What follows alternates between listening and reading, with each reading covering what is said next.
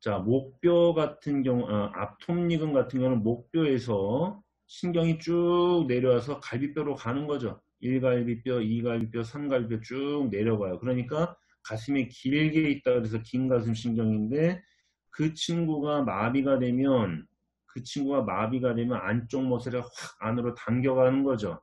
그러니까 그걸 뭐라고 합니까? 날개 어깨뼈, 윙잉 스카플라라고 한다. 그래서 안쪽 모서리가 날개가 천사의 날개처럼 확 뒤로 나타나는 거 날개 어깨뼈. 여기 하나 빠져 있습니다. 신경, 어떤 신경이 지배해준다? 긴 가슴 신경이 지배해준다. 앞톱nik은.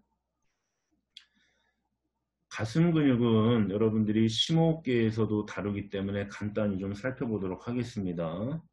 가슴 앞쪽에 있었던 그 앞톱니근하고 그 다음에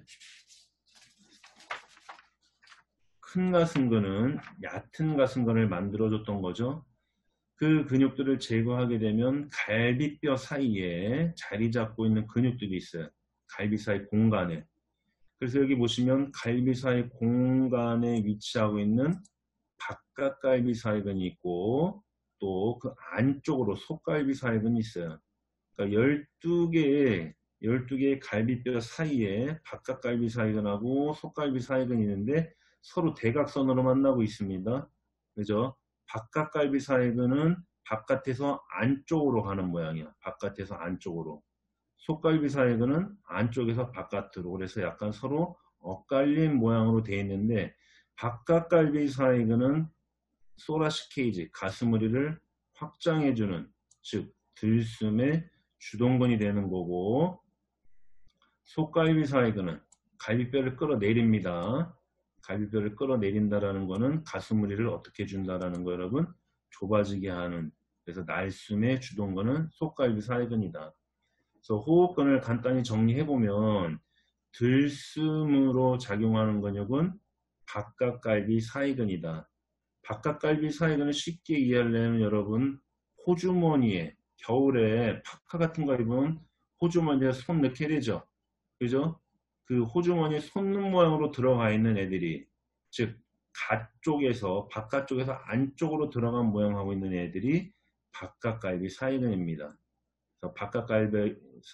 바깥갈비사이근이 수축을 하면 갈비뼈를 올리기 때문에 들숨으로 작용하고 또 들숨을 하게 되면 어떻게 돼요? 가로막이. 낙하산 모양으로 있던 가로막이 어떻게 됩니까? 밑으로 내려가죠. 즉 가로막이 수축을 한다. 들숨은 바깥갈비사이근이 작용을 하고 가로막 수축이 일어나며 날숨일 때는 속갈비사이근이 작용하고 가로막이 이완된다라는 거. 자, 가로막이 나왔으니까 밑으로 마저 내려가 보겠습니다. 가로막은 다이아프람이라고 하고 우리가 둥근 돔 모양의 형태를 하고 있습니다. 그래서 가슴 안과 배 안에 경계막을 해주는 즉 들숨, 날숨 모두에 관여하고 있습니다. 들숨, 날숨 모두에 관여하는데 들숨일 때는 어떻게 되는 거예요, 여러분? 가로막이 수축한다라는 거죠. 그 돔 모양이 내려가는 거고 날숨일 때는 가로막이 이완되니까 다시 돔 모양을 만들어주는 거죠. 그래서 낙하산 모양을 하고 있는 것이 가로막인데 얘네가 가슴 안과 배 안의 경계막이지만 완전히 막아놓는 건 아니죠. 그 안에 구멍이 뚫려 있습니다. 몇 개 구멍? 3개 구멍. 즉 동맥이 지나가는 구멍 당연히 있어야 되는 거고 정맥이 지나가는 구멍 있어야 되는 거죠. 그 다음에 또 하나 어떤 구멍이 있습니까? 식도와 위를 연결해주는 식도 구멍이 있어요. 식도 구멍.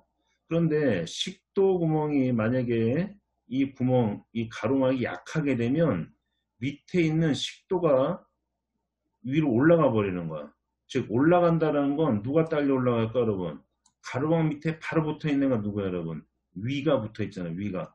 그래서 위탈장이 일어나요. 이 식도 구멍이 약하게 되면 위가 위로 올라가서 그 위쪽에 있는 가로막으로 탈출을 하는데 그래서 그거를 탈장이라고 얘기합니다. 그래서 우리가 가끔 얼마 전에도 어떤 어린아이가 체해갖고 체한 줄 알고 병원에 갔었어요. 근데 이제 응급실에서 체한 거니까 그냥 약 먹고 집에 가라고 보냈단 말이에요.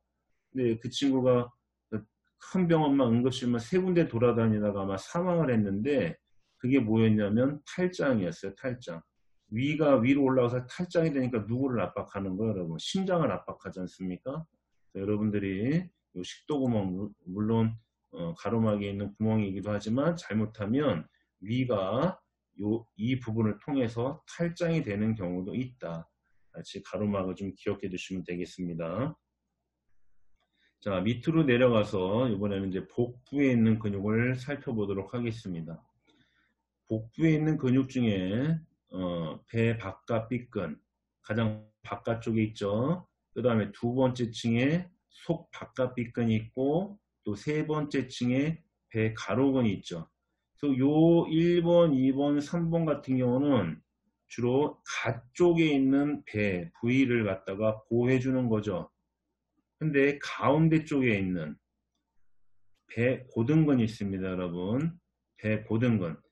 배 고등근은 흔히 인터섹션이 있습니다. 그래서 텐던 집으로 쌓여 있는데 이 배 고등근은 주로 어떤 근육입니까? 그렇죠. 몸통 굽힘. 몸통 굽힘인데 몸통 굽힘에 어디까지 얘가 해주는 거예요, 여러분? 우리가 트렁크 플렉션을 해주지 않아요? 윗몸 일으키기를 하는데 이 몸통 굽힘 어디까지 얘가 잡아당겨 주는 거예요? 어깨뼈 임페르 앵글이 들어 올릴 때까지. 그죠? 우리 스카플라의 임페르 앵글이 들어 올릴 때까지 얘가 작용하는 거고 그게 넘어가면 그 다음엔 누가 잡아당겨 주는 거야? 그 다음에 주동근이 바뀌어 버리는 거죠. 일리오스아스로. 엉덩 허리근으로 주동근이 바뀌죠. 그래서 배 고등근은 퓨빅 심피시스로부터 배고등근은 퓨빅 심피시스로부터 어디까지? 지포이드 프로세스까지 이렇게 연결되어 있어요. 그래서 지포이드 프로세스를 이렇게 잡아당겨주는 거지. 퓨빅 심피시스 쪽으로. 근데 그 부위는 임페르 앵글이 들리는 부위까지 몸통 굽혀주는 것이 배고등근이다. 그래서 배 부위에 있는 근육 중에서 배고등근 중요하니까 이렇게 기억해 두시고 뒤배벽 가서 보시면 허리 네모근이라고 있습니다. 쿼드라투스 룸보름. 쿼드라투스 룸보름은 여러분이 좀 기억을 해 두실 게 12번째 립. 12번째 립하고 일리아 크레스트를 기억을 해 두세요. 12번째 립하고 일리아 크레스트. 그래서 그 12번째 립, 갈비뼈 12번째가 가만히 있을 때는 펠빅을 들어 올려주는 거예요, 여러분. 그래서 우리가 펠빅 엘리베이션을 해주는 경우가 있죠, 여러분. 펠빅 엘리베이션을 다른 말로 뭐라고 하냐면 힙의 하이크라고 합니다. 힙의 하이크, H-I-K-E. 펠빅을 들어 올려줘요. 근데 반대로 펠빅이 가만히 있는 상태에서 12번째 립을 끌어당기게 되면 그때 뭐가 일어나는 거야? 허리뼈에 가쪽 굽힘이 일어나는 겁니다. 그래서 허리 네모근은 어느 때 많이 나오냐면 패솔로지 게이트 할 때 서컴덕션 게이트 해주는 근육이 이 친구잖아요. 그죠? 펠빅을 들어 올려서 우리가 티비아리스 안테리어가 작용을 못하게 되면 도시플렉션이 안 되기 때문에 힙을 확 끌어 올려가는 거야. 펠빅을 엘리베이션 해주는데 그때 보상해주는 근육이 누구냐면 쿼드라투스 룸보름이다. 이 쿼드라투스 룸보름은 12번째 립하고 일리아 크레스트 사이에 걸쳐 있기 때문에 허리뼈를 트렁크를 레터럴적으로 플렉션 해주기도 하지만 또는 역작용으로 하게 되면 펠빅의 엘리베이션, 다른 말로 힙의 하이크 동작을 만들어주는 근육이 되겠습니다.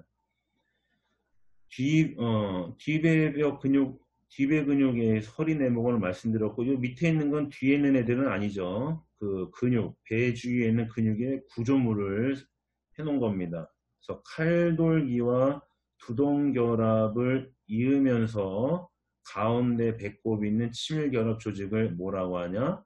백색선이라고 한다. 그리고 배와 넓적다리의 경계를 이루면서 ASIS하고 두덩결절을 연결해주죠. 그래서 인기널 캐널을 만들어주는 삿고랑 굴을 만들어주는 인대가 즉 뭐라고 합니까? 인기날 리가멘트다.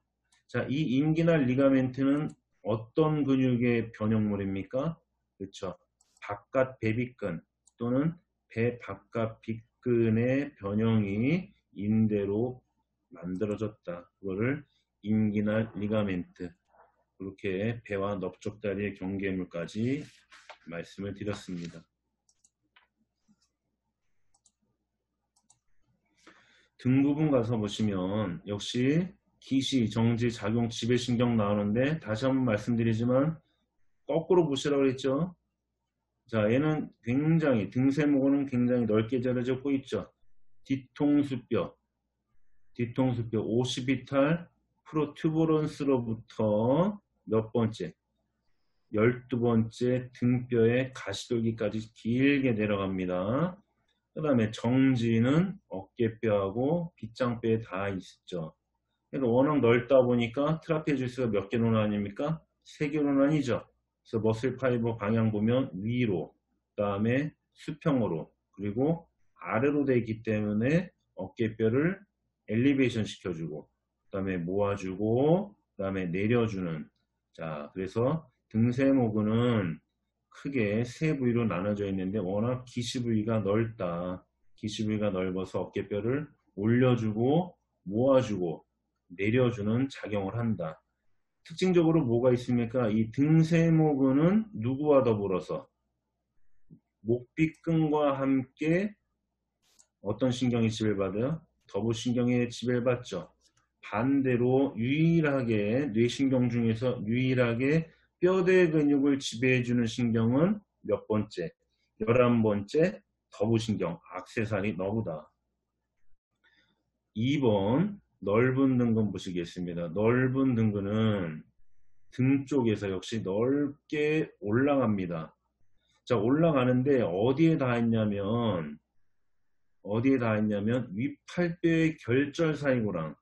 이 책마다 좀 표현이 틀리긴 해요, 여러분. 결절사이고랑인데 이 결절사이고랑은 우리가 인터튜버클러 그루브, 즉 그레이터 투버클 크레스트, 그 다음 레서 투버클 크레스트가 있죠. 이 결절 사이 고랑인데 실질적으로 안쪽 고랑이 있어요. 안쪽 고랑.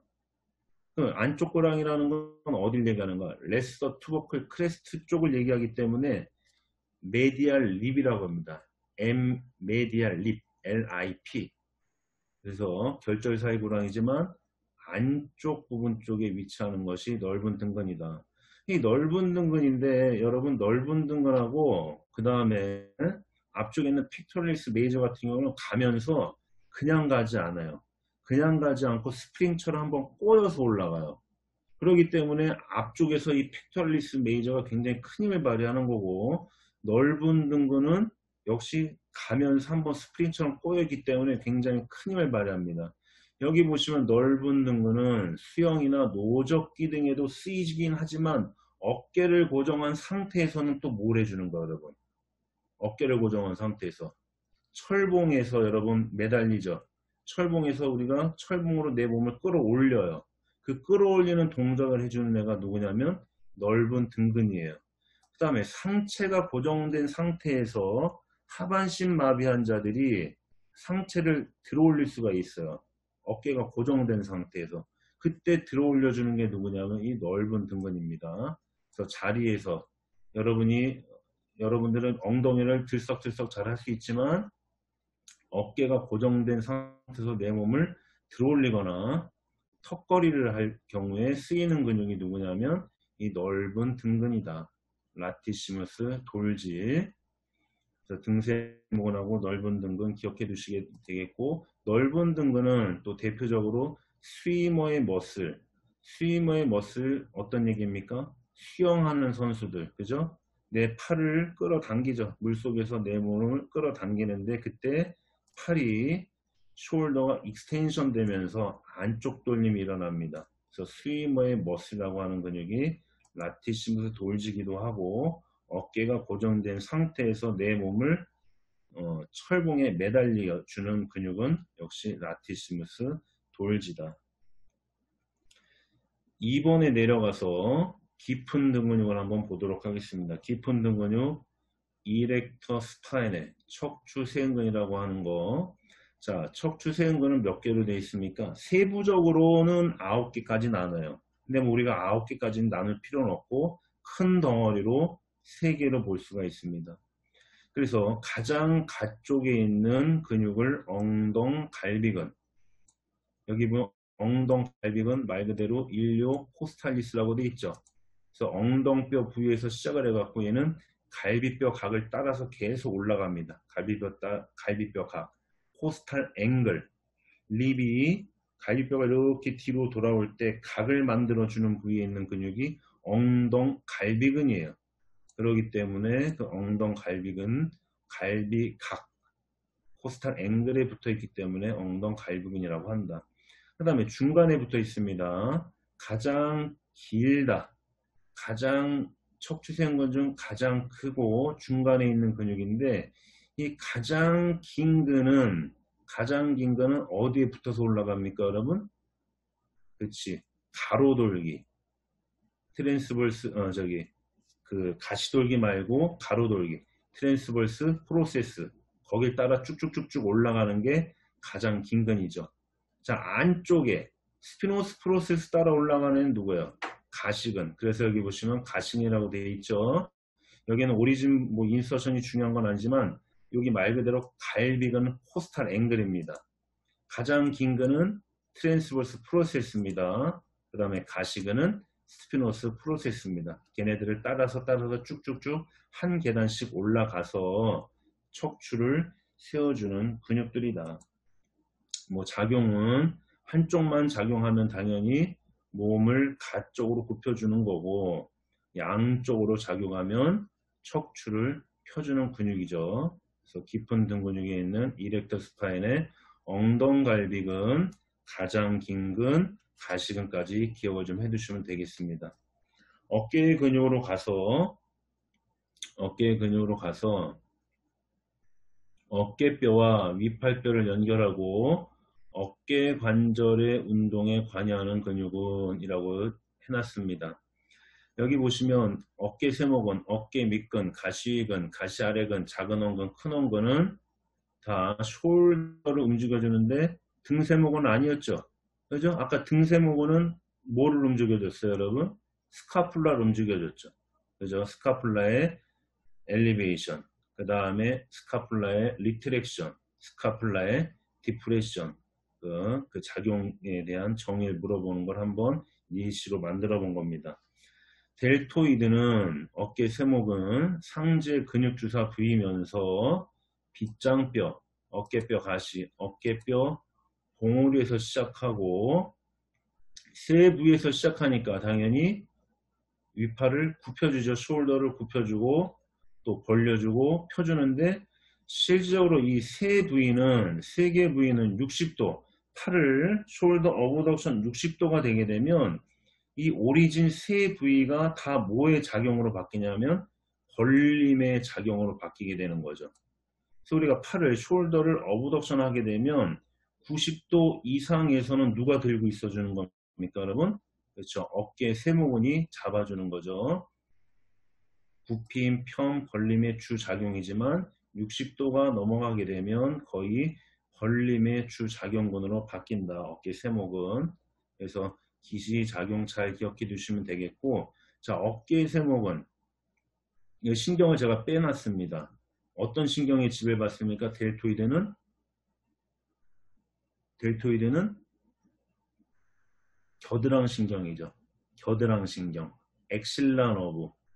엑실라 너브는 우리가 라디알 너브처럼 라디알 너브도 포스테리어 코드를 형성해서 가는 거고 엑실라 너브도 포스테리어 쪽으로 빠집니다. 포스테리어로 빠져서 어깨 위를 뒤쪽을 감싸고 올라가는데 그 지배해주는 신경이 누구냐면 어깨 세모근이에요. 어깨 세모근. 어깨 세모근하고 누구? 작은 엉근. 여기 보시면 테레스 마이너라고 있죠? 걔네들 두 개는 좀 기억해 두시면 되겠어요.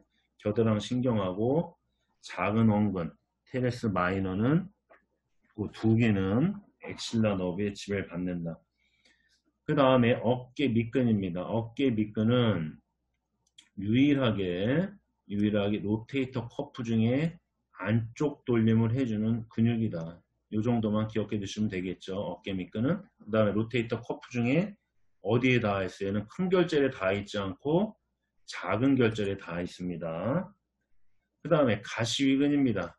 가시위근. 뭐 역시 가시위근은 질환별 물리치료 시간에 가장 많이 물어보는 근육 중에 하나죠. 뭐 프로즌 숄더라든가 또는 뭐 로테이터 커프 신드롬, 가시위 근염 가장 많이 물어보는데 이 가시위근은 어디 밑을 지나고 있어요, 여러분? 어깨 봉우리 밑을 지나고 있죠. 그죠? 그래서 어깨 봉우리 밑을 지나고 있기 때문에 얘랑 충돌이 안 되려면 숄더를 어떻게 해줘야 돼요, 여러분?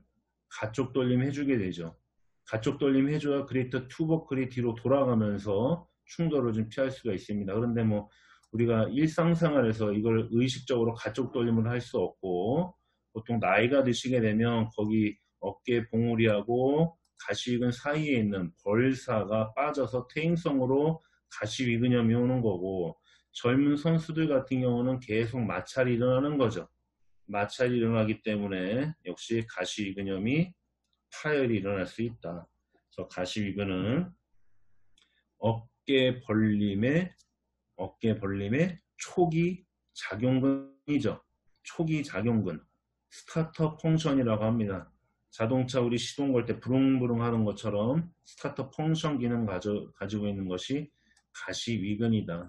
그래서 초기에 벌림의 주동근이 되는 거고 어느 정도 벌림이 지나고 나면 60도가 넘어가게 되면 아까 거의 다 어깨 세모근은 벌림의 주작용근으로 바뀐다고 말씀을 드렸습니다. 작은 원근은 아까 위에 있던 어깨 세모근처럼 어깨 세모근과 같이 겨드랑 신경의 지배를 받는다 정도 기억해 두시면 되겠고 자 작은 원근하고 큰 원근하고 기억해 두실 건 뭐냐면 이 작은 원근은 어디 가서 붙습니까? 작은 원근은 큰 결절에 가서 붙어요. 테레스 마이너는 큰 결절 가서 붙어요. 근데 이 큰 원근은 반대로 앞쪽으로 가요. 앞쪽에 어디 가서 붙냐면 작은 결절 가서 붙어요. 작은 결절. 자 그러면 작은 결절에 가서 붙었다라는 건 무슨 돌림을 해주는 거예요, 여러분? 작은 결절에 가서 붙는 거는 작은 결절은 어깨 안쪽에 있다고 그랬죠? 어깨 안쪽에 있으니까 안쪽 돌림을 해주는 거야, 안쪽 돌림을. 자, 그걸 어디서 볼 수 있습니까? 어깨 밑근에서 볼 수 있죠. 어깨 밑근은 어디에 있다고 그랬어요?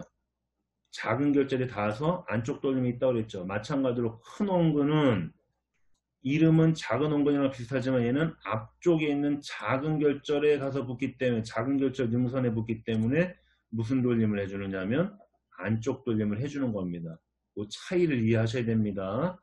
두 개는 모아주긴 해주지만 한 녀석은 그레이트 투버클 가서 큰 결절 가서 가쪽 돌림을 해주는 거고 하나는 안쪽에 있는 작은 결절에 가서 안쪽 돌림을 해준다. 이 두 개의 차이 기억해 두시면 되겠습니다.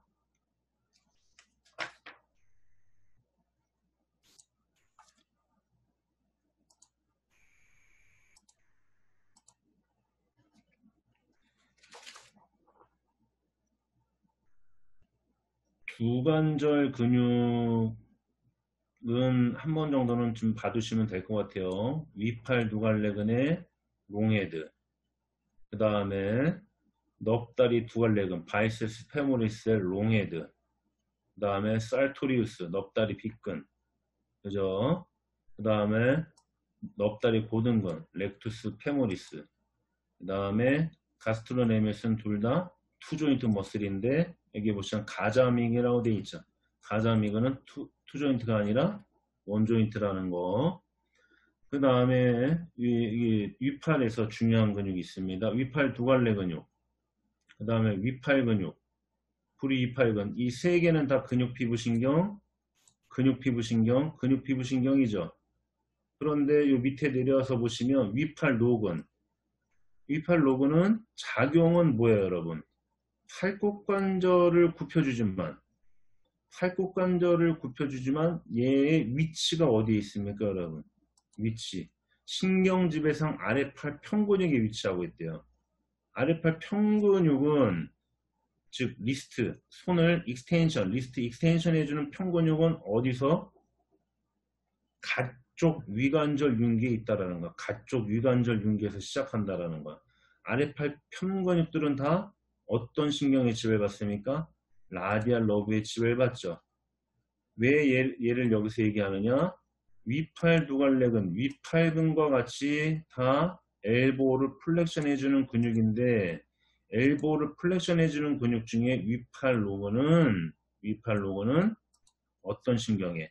라디알 러브, 즉 노신경에 지배를 받는다라는 겁니다. 노신경에 지배를 받는 근육이다. 다시 위로 올라가서 위팔 두갈래근은 근육 피부 신경에 지배를 받으면서 뭐 워낙 다 아는 거니까 아래팔에 굽힘을 해주는데 또 뭐에도 작용을 해요? 뒷침에 작용을 해주죠. 뒷침이 슈피네이션이죠. 슈피네이터는 하나예요. 프로네이터는 몇 개요, 여러분? 프로네이터 테레스, 프로네이터 쿼드라투스 두 개잖아요. 근데 우리가 슈피네이터는 하나란 말이에요. 그거를 같이 역할을 해주는 게 누구라는 거야? 바이셉스 브라키. 엘보를 플렉션한 상태에서 문고리를 돌리거나 병따개를 딸 때, 그죠? 슈피네이션 작용해주는 근육이 누굽니까? 위팔 두갈래 근육이다. 그 다음에 밑에 내려와서 위팔근. 이 친구는 슈피네이션이 됐건 그 다음에 프로네이션이 됐건 상관없이 똑같은 힘을 발휘하죠. 그쵸? 위팔근은 아래팔을 굽혀주는데 아래팔이 뒤쳐 있거나 엎침돼 있거나 뒤침돼 있거나 상관없이 똑같은 힘을 발휘해주는 것이 위팔근입니다. 역시 근육 피부 신경이다. 여기 네 번째 위팔 세갈래근 보도록 하겠습니다. 아래팔에 폄에 작용하고 폄에 작용한다는 건 역시 무슨 신경에 지배를 받는 겁니까, 여러분? 노신경에 지배를 받는 거죠. 그리고 위팔 뒷면의 유일한 근육이 위팔 세갈래 근육이다.